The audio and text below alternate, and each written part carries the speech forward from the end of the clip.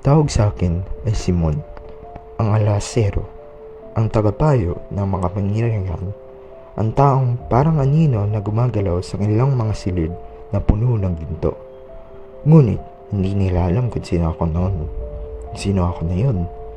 Noon ako si Ibarra, punong-puno ng liwanag, punong-puno ng paniniwala na katwiran at kabutihan ay makapagtatayo ng isang bayan mula sa alabok ng pang-aapi.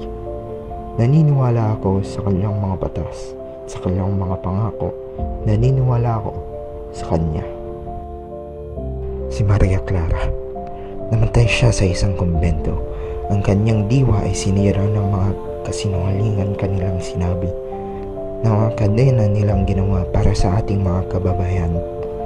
Habang sila ay naglulustay sa ating mga pagod, habang sila ay tumatawa sa ating mga pag-asa, habang sila ay nilibing ang ating mga anak sa mga libingan walang marka, siya ay unting-unting namatay, isang bulaklak na nadurog ng mga paan ng kalupitan. At sa kanyang kamatayan, inilibing nila ang aking huling bahid ng pasensya. Tingnan mo ang lupang ito. Ang ating mga magsasaka ay nagbubuhos ng pawis hanggang sa yumuko ang mga kanilang mga likod. Ngunit, tanging makikita nila ay ang kanilang mga ani ay kinukuha para sa mga buwis na hindi nila kayang bayaran. Ang ating mga kabataan ay nagugutom ng kaalaman. Ngunit, ang mga pintuan ng pag-aaral ay sarado sa lahat, maliban sa mga isinilang na may bilak sa kanilang mga bibig. Ang ating mga boses ay pinapahinto sa pamamagitan ng bilangguan ng pagpapatapon ng talim na maghihintay na sino mang lalaking maglakas loob magsalita tungkol sa kalayaan. Iniisip nila na dumarating ako na may dalang mga brilyante at perlas, mga hangal. Bawat hiyas na binibigay ko sa kanila ay isang binhi ng hidwaan.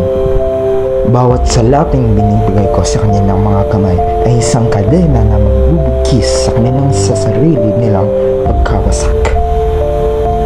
Papausukin ko ang apoy ng kasakiman at ambisyon hanggang sa kanilang bahay na gawa sa mga kard ay bumagsak sa dugo at alabok. Hayaan nilang maramdaman nila ang pagdurusa na kanilang ipinataw sa atin sa mahabang panahon. Ngunit sa tingin mo ba ay nasisiyahan ako dito? Sa tingin mo ba ay gusto kong makita na masunog ang ating tinubuang bayan? Bawat plano kong binubuo, bawat kasinungalingan sinasabi ko, parang kaasingan ito ako.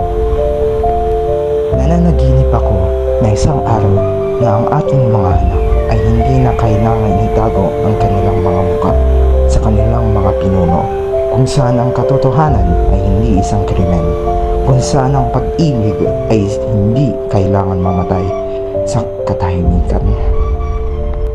Ngunit hanggang sa dumating ang araw na iyon, hanggang sa ang hustisya ay bumangon mula sa mga abo, ako na ang magiging bagyo na maglilinis ng daan.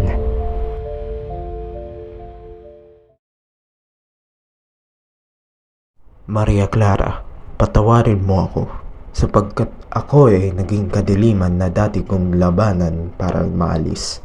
Ngunit marahil lamang sa kaliliman maaaring muling isilang ang liwanag.